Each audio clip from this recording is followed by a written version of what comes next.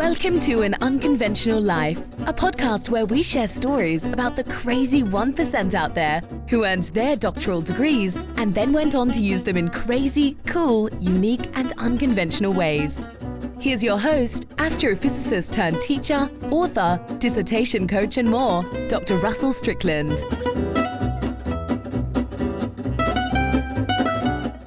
Hello and welcome. My name is Dr. Russell Strickland, the founder and CEO of Dissertation Done. And here with me today is Dr. Melody Bacon. She has taught in the MFT program at the Chicago School of Professional Psychology for over 10 years and in graduate programs generally for over 20 years.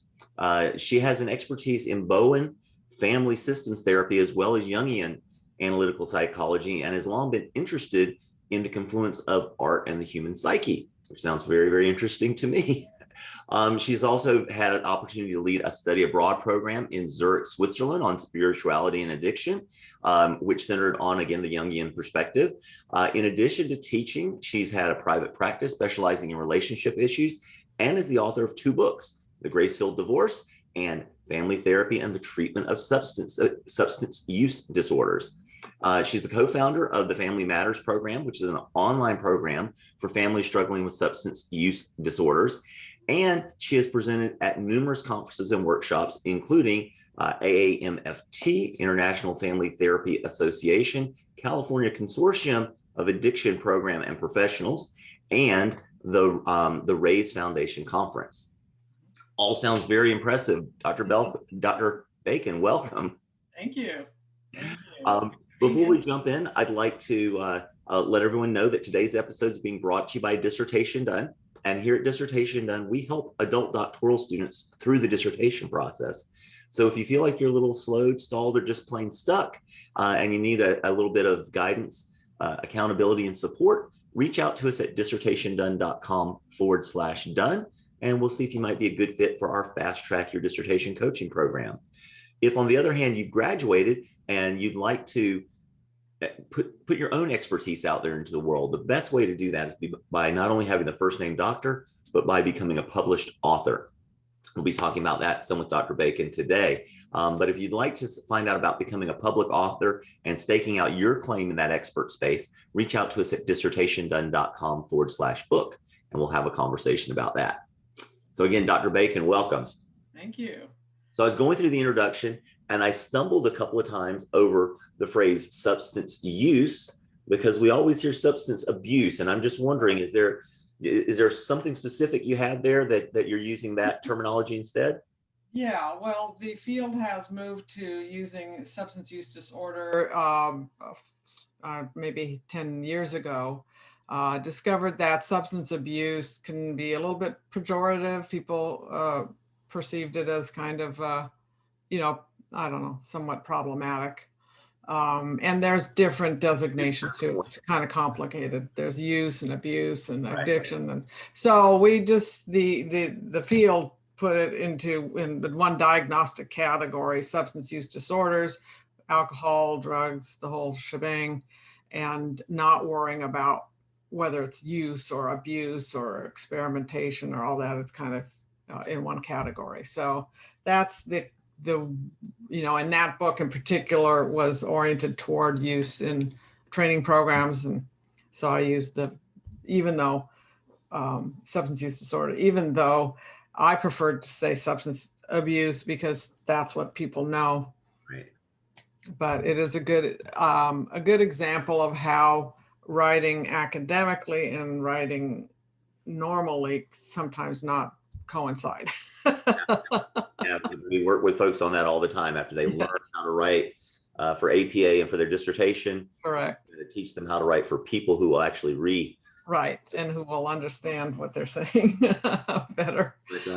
But, it was just an interesting thing because to me, I think abuse it really differentiates between, okay, we will allow you to use, we will say that using is okay, but then there's a point at which it becomes not okay, and that's not based on the use, it's based on the things happening in your life. Correct. Coincide with that use or that right. Yeah. The the consequences and when it really becomes the focus of your life, Yep. And it's often, especially with alcohol, the average alcoholic gets into treatment about 20 years of use. Cocaine is about 5. So there's different, time frames. But alcohol, because it's so much part of our, of culture, of human culture, since the dawn of humanity. Since we're able to drain out, let it spoil, right? Yeah. And, it's part of conviviality, of religious practice, all kinds of stuff. So it's very hard to know when it's edging into full, what we would say alcoholism, most people would refer to. And the line can be a little bit blurry, but usually there's a point at which the people around the person who is struggling with alcoholism know it a lot quicker. And that's partly what happens in the brain. Judgment and insight are affected by uses of drugs and alcohol, so that you can't even see accurately what's going on, because that part of the brain is being directly affected by the use of the substance. So it's kind of a and then there's also the self-reflective problem. My business coach says, and saying very apropos in this situation, you can't read the label from inside the bottle. That's correct. That's good phrase. It's very difficult to see what's going on in your own life. It is. Absolutely. With support, which is why I'm such a big fan of coaching and counseling and all of those. Yeah. I think they're very, exactly. You can't see your own backside. Somebody used to say, you can kind of look, but you need someone to tell you, you got a kick me sign on the back. I do. Well, no wonder all that stuff was happening. Right. So. Yeah, and that's why those kick me signs are so useful or so effective.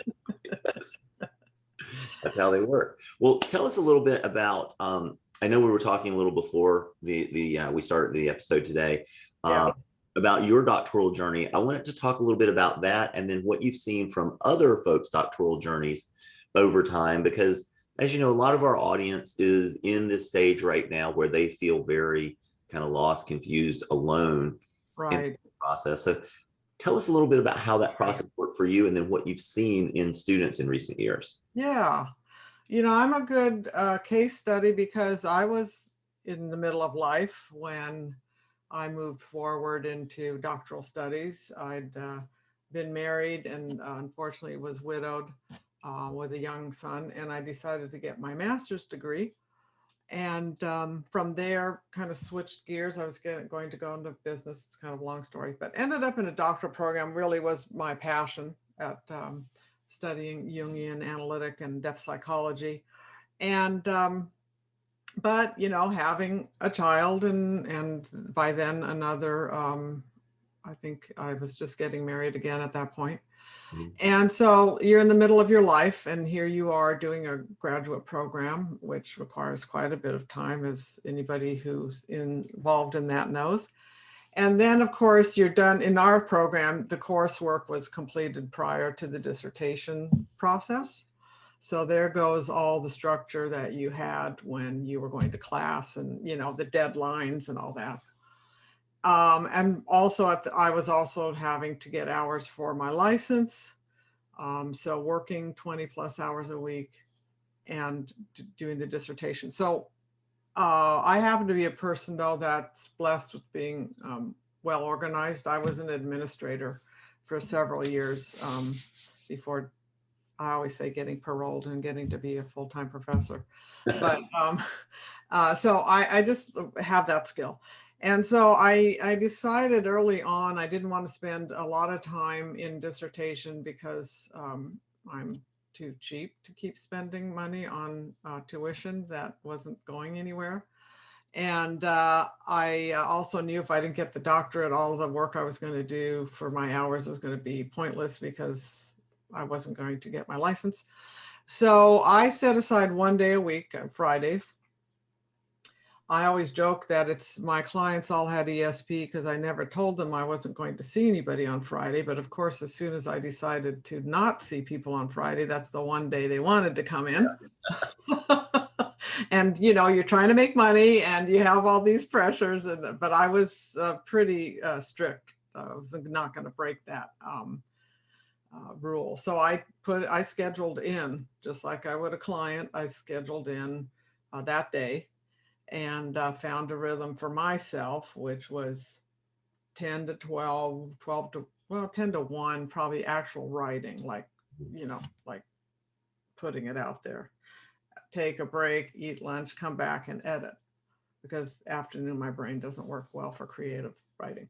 And that's what I did. I really disciplined myself. I don't remember, somewhere between my master's and doctoral program, I learned to read a book or an article and write a one-page précis. And so then by the time I would write my lit review, I had these précis. And then back in the dinosaur era, we literally were copying and pasting. There wasn't the lovely word cut and paste yet. It was just about started there. But so, and I remember at one point thinking, oh, I won't do that whole précis thing because I just want to get this done. So then I'd read the journal article, I'd make some notes, set it aside, come back. And of course, now I had to reread it again.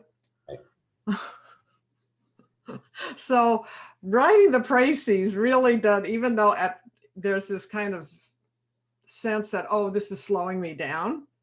It actually wasn't, because I was still having to, you fool yourself thinking when you underline that you're actually inculcating any of this, right?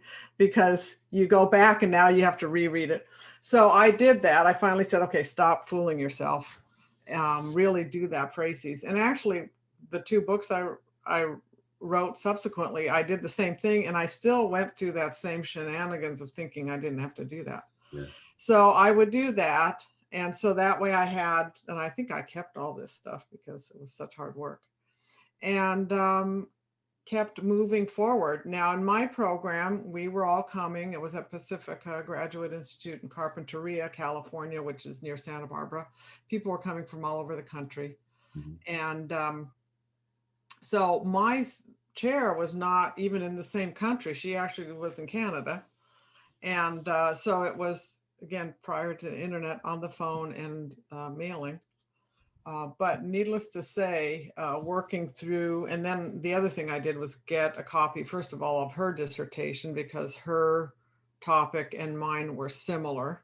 And I just wanted to see also, when I couldn't remember how something was supposed to look, I would open hers up and go, okay, how does she do it?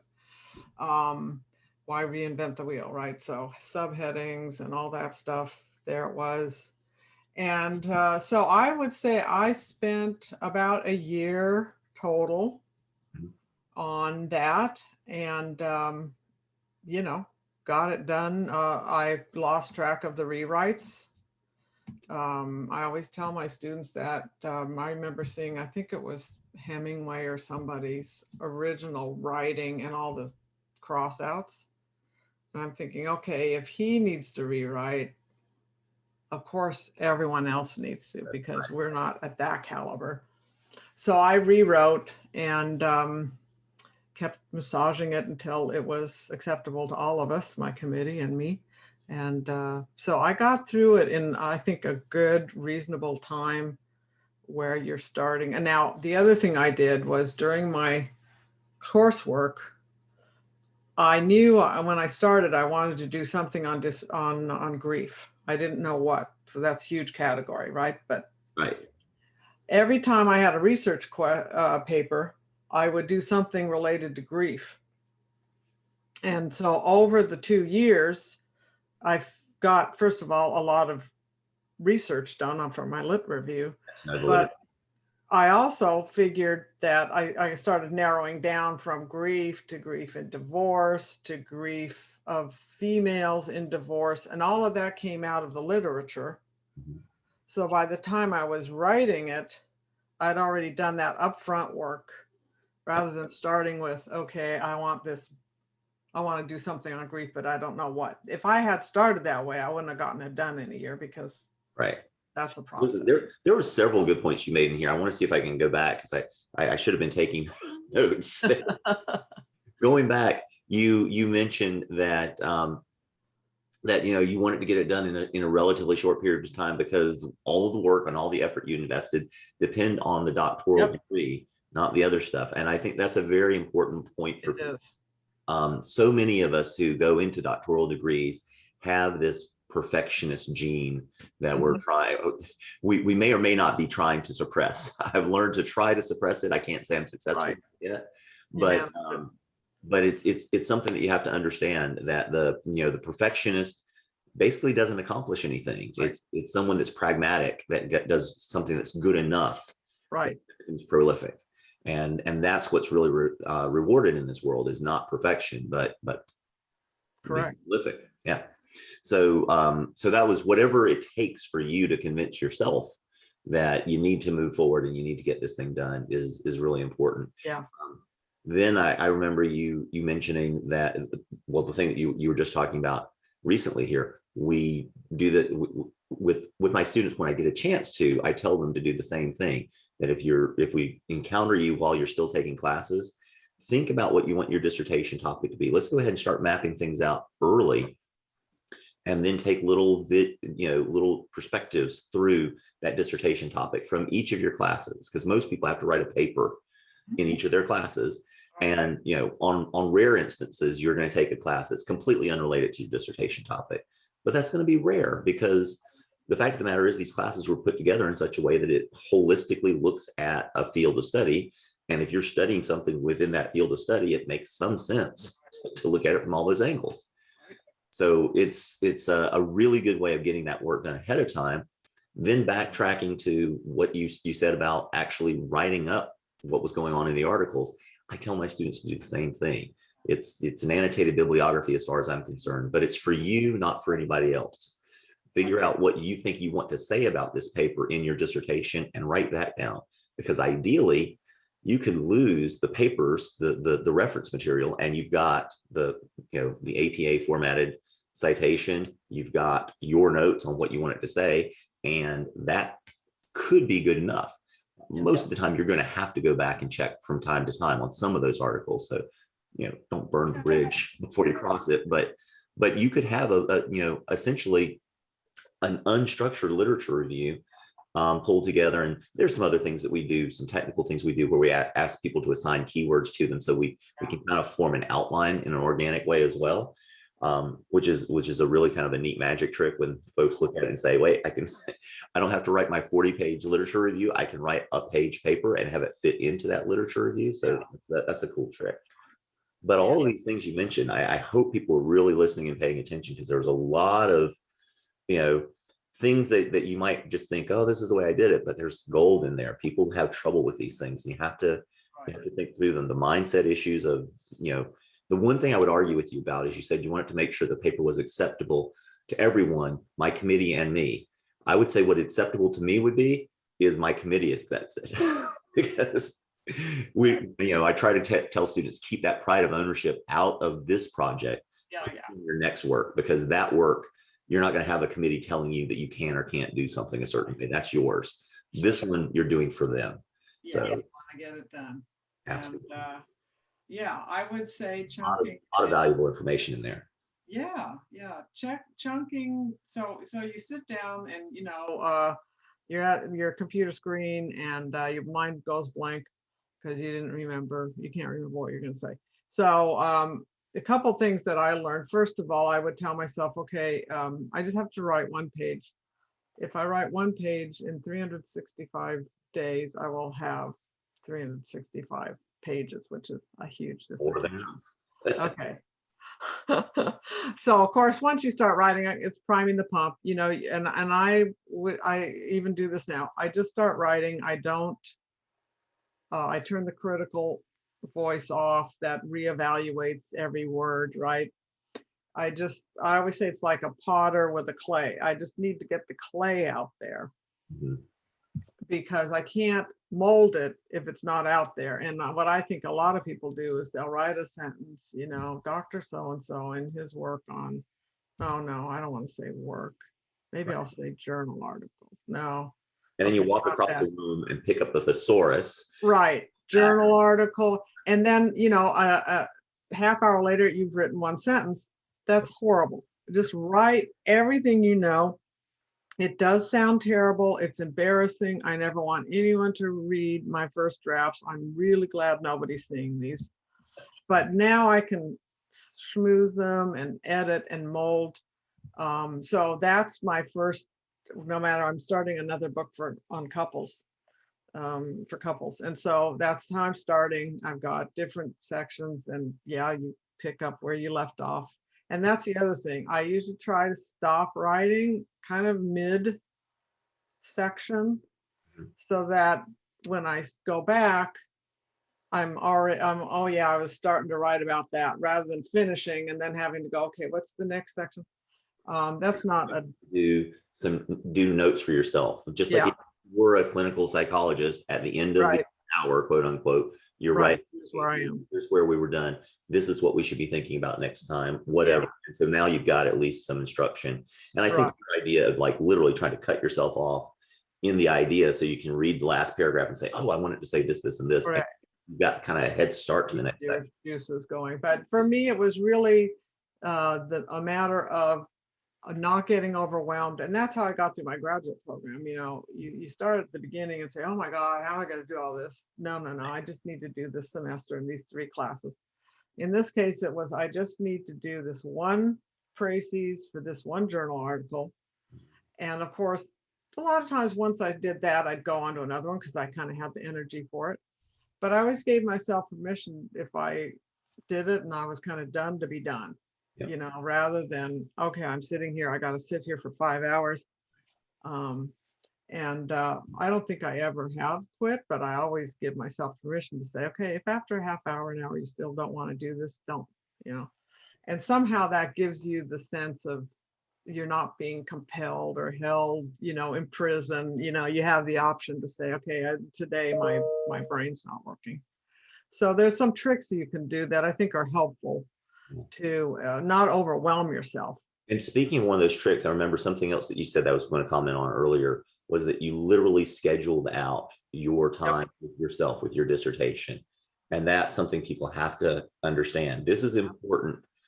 A lot of our students, particularly women, for some reason, it seems to be a little bit more prevalent with them, think that, I don't even know the right way of saying this, but they feel like they're being selfish. That's a good way of saying it. You're being selfish if you're taking time and effort and energy away from family or away from other things to do this thing for yourself, to earn this doctoral degree. But this degree is going to make you better able to care for these folks in a lot of ways. It's going to provide a really good, you know, role model for your kids. Exactly. Lots and lots of things.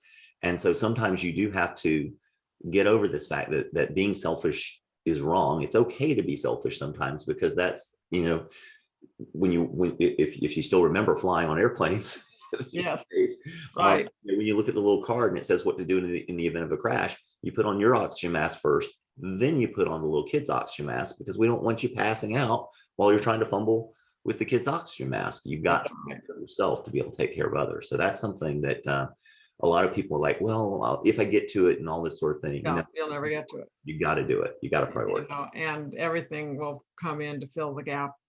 Nature abhors a vacuum. So I agree with you. I think that your commitment to a passion of yours is important for your kids to see, and you would want that for them. Will they or somebody in your life pull the guilt trip card? Yep. Okay, just plan on it. However, the other benefit to the family is that they get to learn how to accommodate somebody else, which is a life skill. And so you're giving them the opportunity to be just as caring toward you as you are toward them. And not because you're trying to teach them anything, because it's just a natural outcome of, this is mom's time for what's important to her. And when she's done, we'll go do something. What can you do to entertain yourself while I'm doing this? So I think, though, it's also, speaking from a psychological view, that we can come up with a million excuses and they're always legitimate. I have my kids, I have my work, I have to schedule. Yes, I got to pay my bills. And at the end of the day, I always say to myself, but other people have done this. Yeah. So I can too. And they had to have had the same, nobody gets this whole carte blanche. Right. And even then, somebody, let's say you didn't have to pay bills, you could just work all day long, every day on your dissertation. And you have this fantasy you would do it? No. Oh, it's sunny out. I need to take advantage of going to the beach down the road, and there's, hey, I want to fix this 6-hour meal instead of a exactly. I mean, everything else is more fun. And I love the product of when I'm done writing. But getting there, it's work. I mean, it's rewarding work, but it's a lot easier to go lie on the beach and read a good book and sip of Mai Tai. I mean, come on. It is that kind of, I got to do this to get to where I want. Years, where am I going to be versus right. to get this dissertation done over the next year or two, where am I going to be 5, it's 10? An investment. It's an absolute investment in your time. It plays into something I've been thinking a lot about lately and working with some folks on about intentionality. You have to understand, where do you want to go? What do you want to, what do you want to be doing now, but what do you want to be doing a year from now, 5 years from now, 10 years from now? And what does it take to get there? Yes. You have to see yourself, invest in your future self, and the career you want to have. And although most people, there's this paradox that I do see with the students I talk to, which is all the excuses you talked about. I have this, I have that, I have the other, all of these things that are, imposing on my life. But then I say, well, just quit the doctoral degree program then. And no one says you have to do that. 9% of the people in this world don't finish a doctoral degree program. So just quit. No. Yeah. The way I can quit. I don't quit anything I start. And there comes all of these other flood of emotions coming back. They get in touch with that. And I just finished working with students in their final research course, which is proposal development. Yeah. And there was a lot of, dare I say, whining and this is hard. Sure it was. And I said, yes, this is why most people don't have a doctorate. Right. Of course, this is hard, and you can do it. Right. Because you have already gotten this far. And that's what I told them, because we had our final class. I said, okay, you guys, I'm begging you. You have spent for the last 2 years, every Thursday night in class. No. Don't fill that time in with anything else. That's your dissertation time. Okay. Now you might have another time, but don't tell yourself you don't have time to work on it, because you got to class for 2 years. Plus you did all this writing. So just don't let it expand into, because everything does. So I'll hopefully they will do that. However, I did also recommend your services and others, because they are out on their own now. Yep. I explained to them, your dissertation chair is not your editor. Now, some may do that, but I don't. I'm your mentor. I'm available to you. At the same time, you could find assistance with someone who can really be there more for you, a coach, someone that you have an agreement. You can call them, I'm stuck, or you have weekly check-ins, whatever, because there is more than just the logistics of writing here. It's, as we've been talking, there's many things about the overwhelming, the perfectionism, the paralysis that can take place. And so using an outside resource, and in our profession as psychotherapists, I always tell my students, look, you're telling people to come to you as a resource. How do you not use one? Yeah. I mean, you're kind of talking out of both sides. Oh, I don't need to use a resource, but you need to come to me.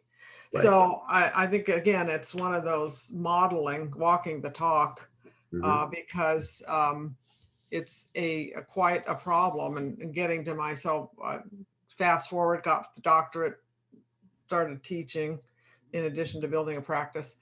And working all these years with doctoral students as well, and seeing the challenges, as we talked prior about coming in and adding Right. graduate school onto a life, and then finding the challenges of writing this dissertation after they're also now, doing other things career-wise and family-wise and all that. And some of the things I mentioned earlier of, starting while you're in your coursework, of setting aside time and all that has come out of those 20 plus years of working with students, and realizing that they're missing some of the structure of school that allowed them to get all those papers done. Because, I always say, if you have written, in the course of your lifetime, you've written a dissertation easily, because it's about 10, 20 page papers or so. Yeah. So, but you did them one at a time, right? And that's how you do a dissertation. You don't do it 250 page dissertation all at once. You do it a little at a time. But those are the things that are really get in the way of getting it done, is that. And I think, to your point too, the perfectionism, I always, because I see it in the students way before, when they're turning in stuff for class. And I always say, look at good enough. I know it's the American theology, so to speak, is, perfection is the only thing that's acceptable. And so it's kind of heretical to say good enough is good enough, but it really is good enough. Yeah. And in fact, I sometimes have my students watch a really good Netflix documentary called Losers. And it's excellent because it takes these people who failed, quote unquote, on the big screen of, television.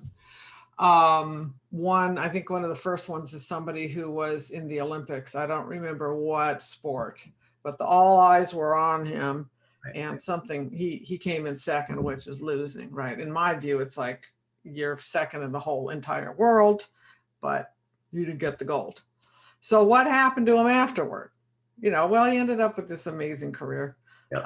Doing something he wouldn't have. And there's several stories like that. And I have my students look at that, because when you tell yourself you're a loser because you didn't do this perfect thing, you're kind of talk. Right. You're telling yourself it wasn't perfect. And I know, because I've seen people that'll deconstruct everything they've done already. Well, I should have done this and that and the other thing. So to avoid having that painful deconstruction, people are afraid to even get off the starting line. Right. And so then you end up never writing anything. I have a student right now who is just really struggling with that. I don't know if she's going to be able to. I mean, I can't help her with that deep-seated issue, and I've been begging her to please call you or someone, please, because the only thing she's fully competent. Yeah. And that's the other thing to tell yourself. If you've gotten to a doctoral program, they didn't just admit you to be nice. They know you can do the work.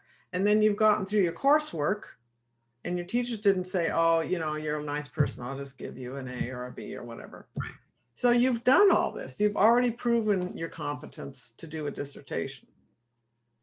Yeah, you just have to get it done. What we found is actually one of my early students, her dissertation was on the types of support that doctoral students need to complete a dissertation remotely. And she talked to people who left traditional university campuses and moved with their spouse, or for whatever reason they were separated from the traditional campus, and others who went to schools that didn't have that kind of traditional campus or cohort and whatnot, which we see so much of today. And what she found is there were three things that showed up over and over again. One was what we call operational support. Just tell me what to do and how to do it. Like I haven't done it before. I don't know. And I tell folks the most powerful word in the English language is yet. I don't know yet, because I don't know is like, despair and frustration. I don't know yet is hope and optimism, and also understanding that I can do this thing. Yeah. So I don't know how to do this yet. Tell me how to do it. Then there's emotional. You need someone who can kind of be a cheerleader for you. We talk about people who can celebrate and commiserate with you, because you will need both along the way. Oh, true. And one of the things that she found that was very interesting was that at least one person in your life has to be both. If all of your emotional support is coming from people who really don't know what you're going through, it becomes a taunt at some point. They say, I know you can do this. And you're hearing, if you're so smart, why haven't you got, why aren't you doing this? Why are you having so much trouble? That's what you're hearing. That's not what they're saying. Yeah. You're hearing. I had a lady that called me up one time and said, you know what, I need your help. Last night I told my husband to shut up. He didn't know what the hell he's talking about. I said, that's not what I do. And she's like, nope. She was pounding on the table. It says you're the dissertation doctor. You're the one I need. I was like, okay, I don't remember where I said I was the dissertation doctor, but let's continue the conversation. And what her husband's crime was, and she said they really get along. They don't argue. He told her, honey, you're smart enough. I know you can do this. Yeah. And that's when she hit him with the, you know what the hell you're talking about. Yeah. Because he didn't. He really didn't. He didn't know what she was going through. He didn't, in her mind, he didn't know whether she could do it or not. He wasn't qualified to make that assessment because he hadn't been through it himself. And so you need to have some of that in your life, at least someone who's been through it before, or perhaps is going through it with you. That can work as well. Right. And then the third thing turned out to not be critical. Those first two are critical. If you don't have that, no one succeeded unless they had both of those things. The third thing that was less critical was what she called, what did she call it? Ancillary support, I think. But it was creating more time for you, essentially.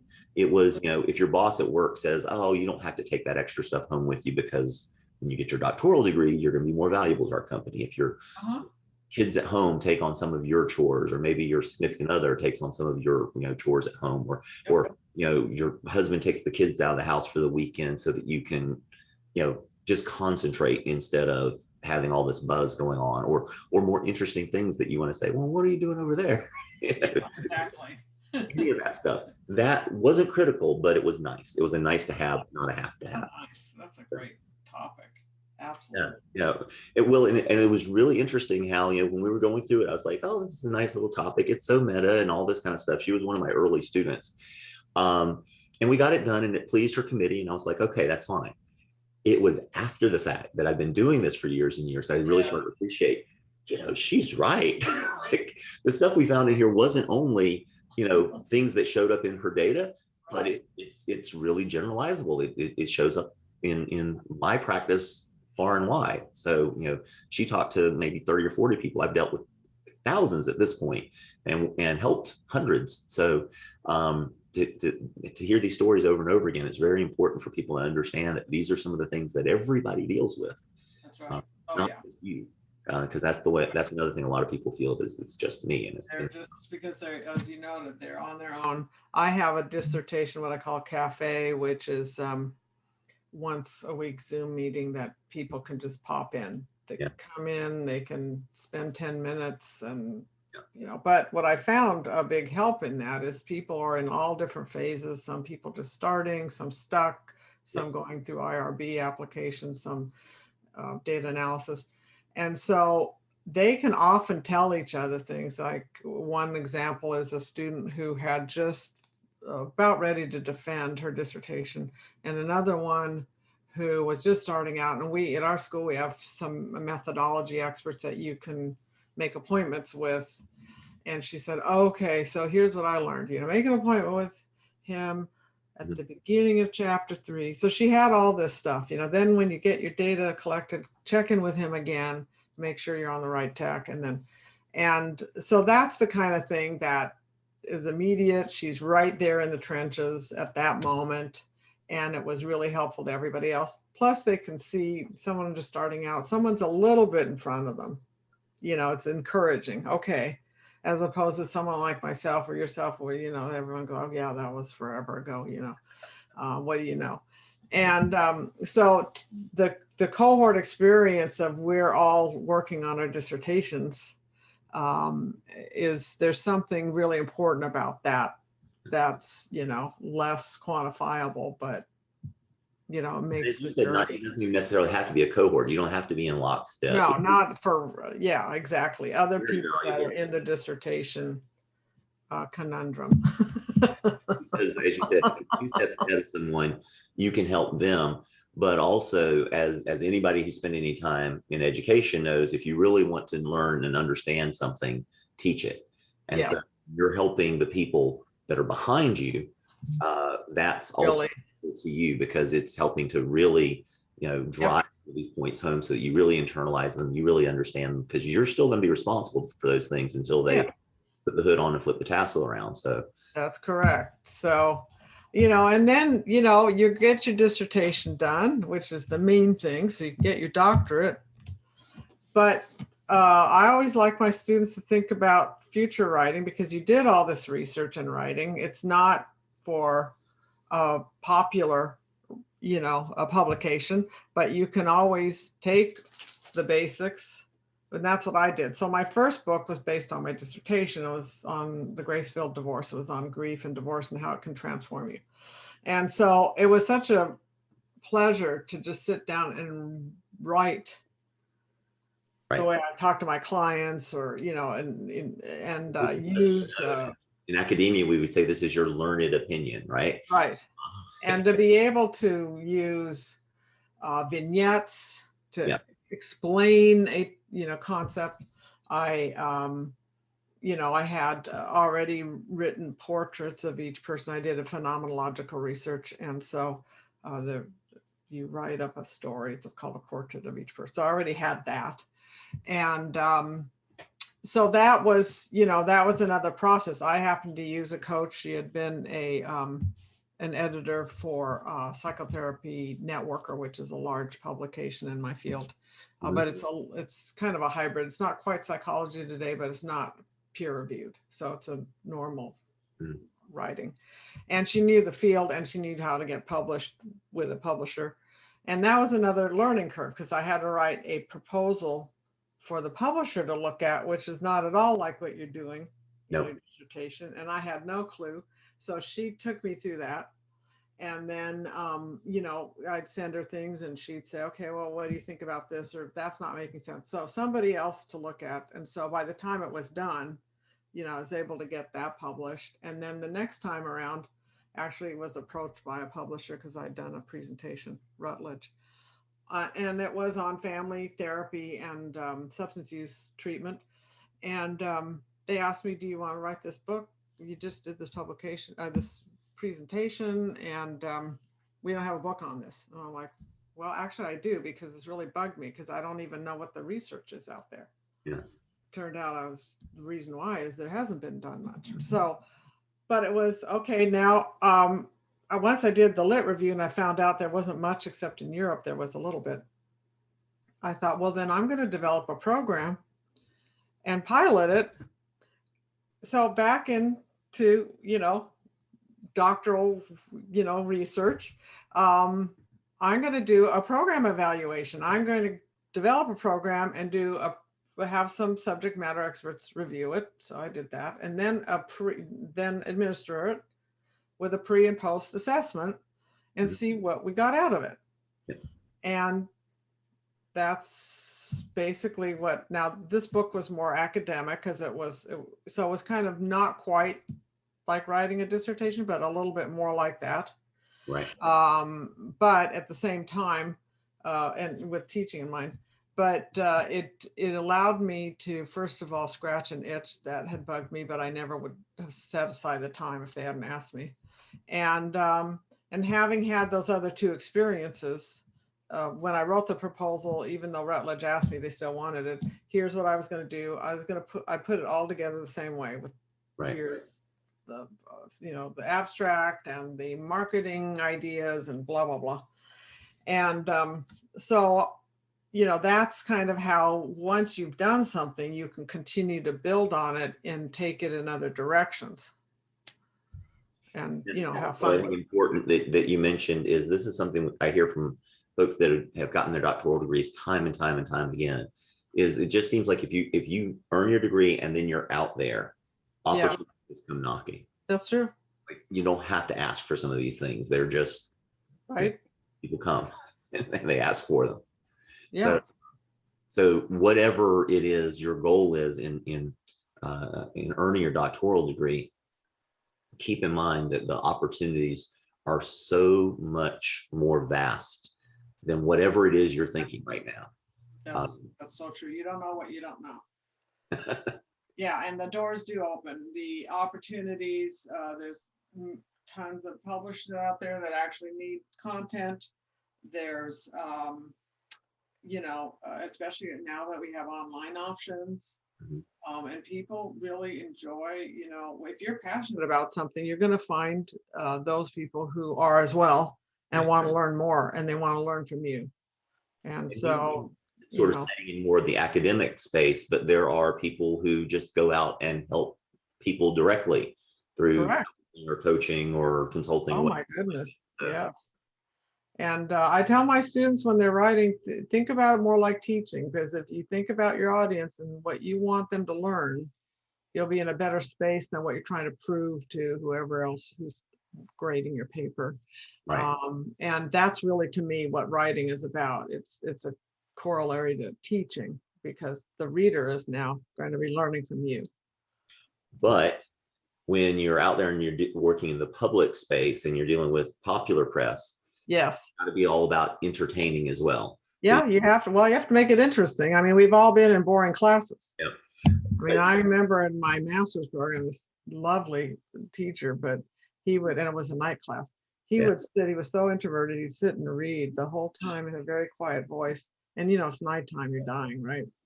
And so when I started teaching, it's like, okay, that is not going to happen. We're gonna mix it up and make it enjoyable, and because learning doesn't just happen from listening to people. In fact, that's probably the least effective way. But yeah, so you have to hook people into your reading, particularly in popular press. I think you should do people a favor with it, whatever you write. It would be a hook.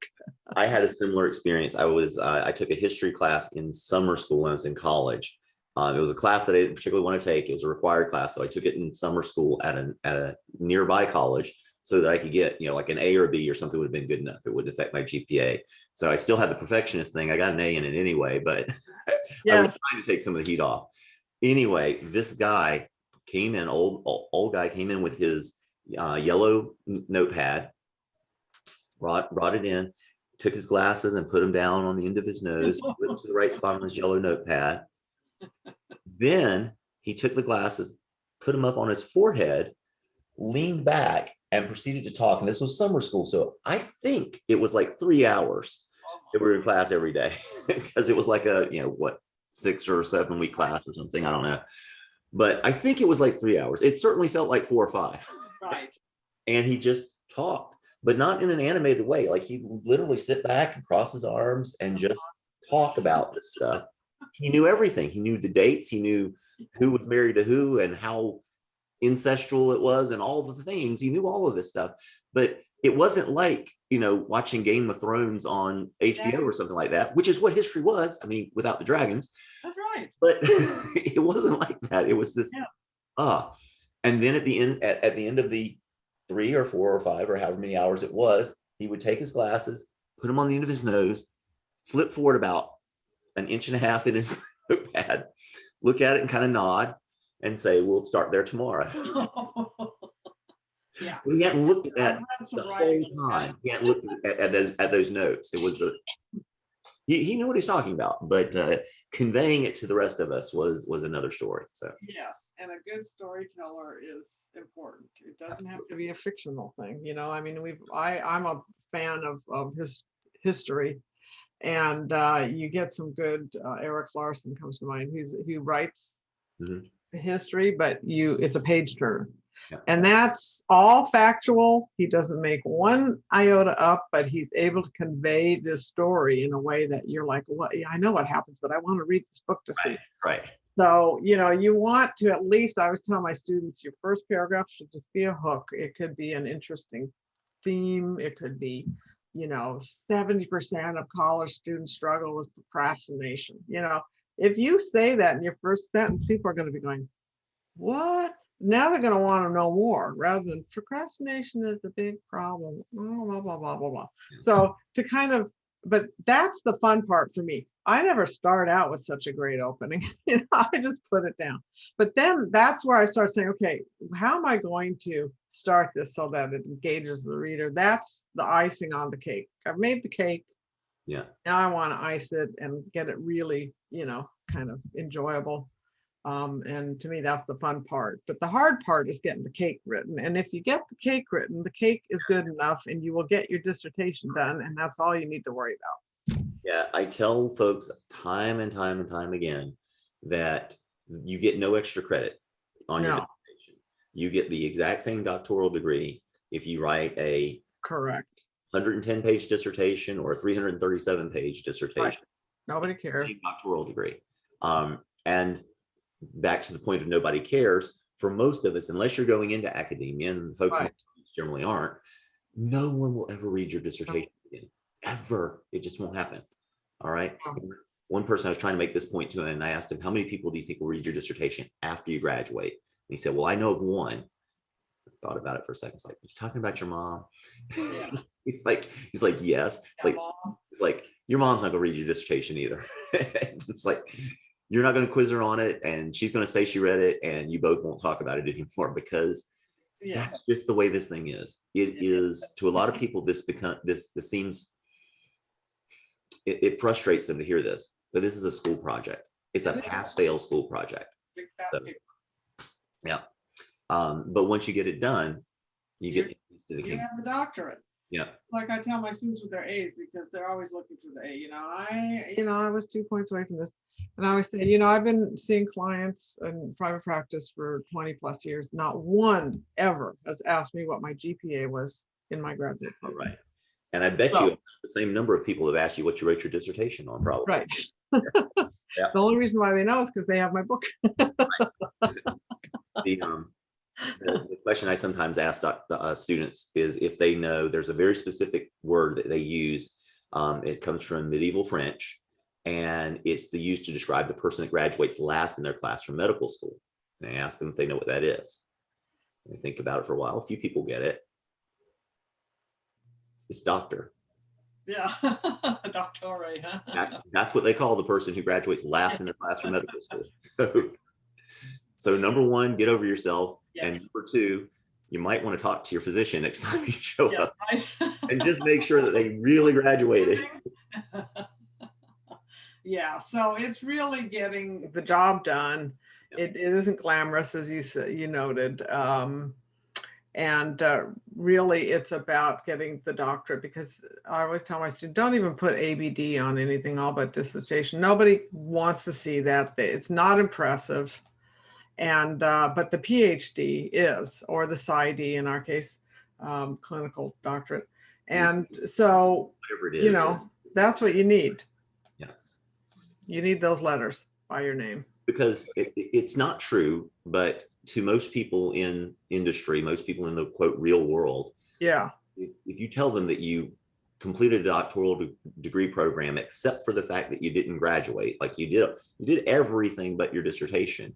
Right. Like, why? Like you exactly.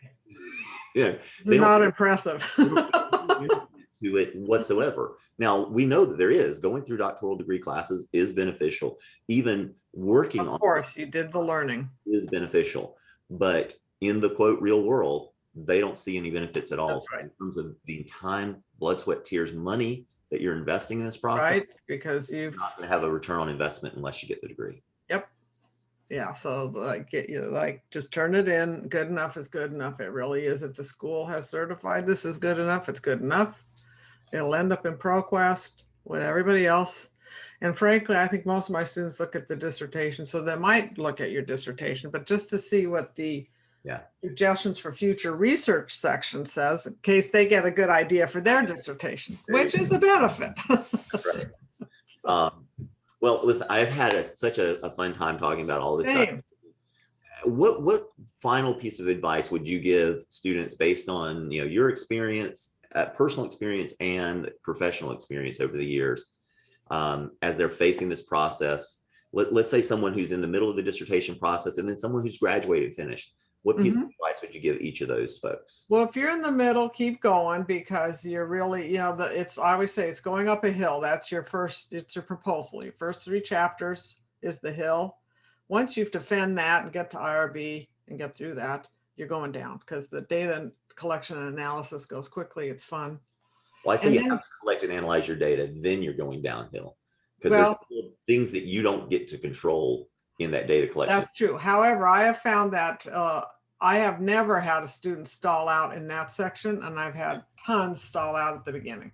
Absolutely. What we do have is we do see sometimes students that stall out because of the external forces. They cannot. Yeah, well, and that's something you and your chair can Yeah. revise. So you'll get your analysis, you'll get your data, you'll do the analysis to defend. Yeah. If you're at the end and you have done that, then I highly recommend that you, whatever your industry is, wherever you're going, that you at least present your research at a professional conference.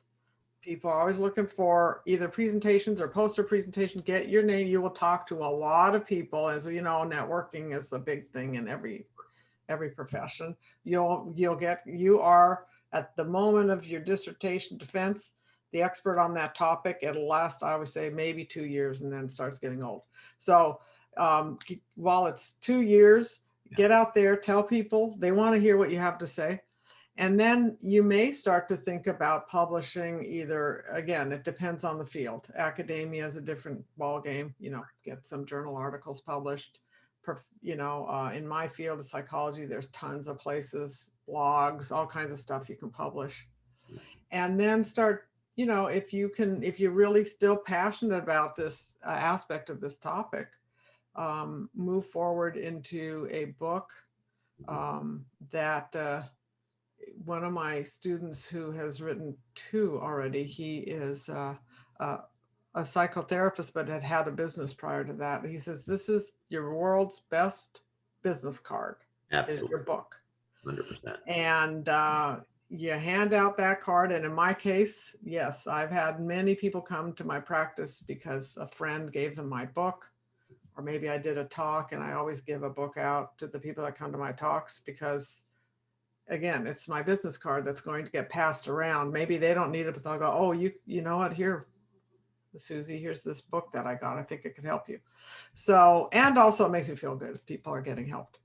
So, away, they will throw brochures away, but we still, even those that aren't very educated, have some sort of distaste for throwing books away. Correct. And they hold on to them, surprisingly. Yeah. I've had people come in a couple of years after a workshop, and maybe all they did was get the book, and and then finally they call. So, but I think for anyone to have that ability to connect with people, like you said, they'll hold on to the book. It'll be in their mind. It's usually they have it because they connected with you on that level of interest or need. And it'll also now be another dividend from your dissertation. And I would agree with you 100%. If you think you're going to hang out a shingle and be an expert in any way, where you're running your own business in some sense, absolutely no-brainer, get the book out there. It is the world's best business card, hands down. Yep. Anybody else that has a doctoral degree and thinks I'm not going to be an expert, you're lying to yourself. Yeah. You're an expert. So get the book out. If you've earned a doctoral degree, get the book out. It will make you, you and someone else are up for, position dean at a college, but you wrote a book on this sort of thing. You become the de facto choice. Someone, is looking for a sales manager, and this guy has so much experience and so do you, but you have a doctoral degree and you wrote the book on this thing. I mean, it really is a huge thing. Most people can't fathom earning a doctoral degree or writing a book. If you've done both of them, they're just going to think, kowtow down. Absolutely. And people love that, so, you've already gone through the process, dissertation writing, gotten that done. It's not unlike that. It's more fun, frankly, to write a book, I think. But, and and then there's many ways to go, and many publishers that are looking. I could tell you about Guilford. There's a bunch that are always looking for good books because they need to stay in business and publish, right? So it's a win for everybody. Absolutely. Well, just want to remind folks today, I hope this has all been useful and folks find it entertaining. It seems like it's one long commercial for what I do, because we've been talking about, getting your dissertation and writing books. They're both really, really valuable things.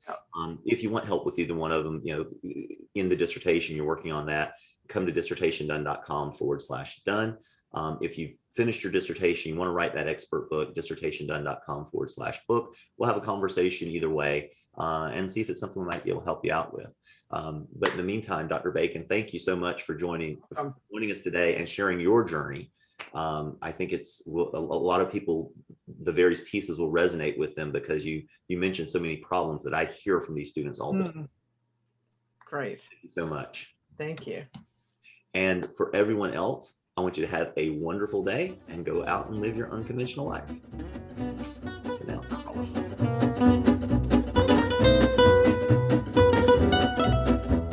This has been An Unconventional Life. Thanks for listening. If you enjoyed today's episode, subscribe now to keep getting inspirational stories of unconventional lives as soon as they're released. Until then, go out and live your best unconventional life.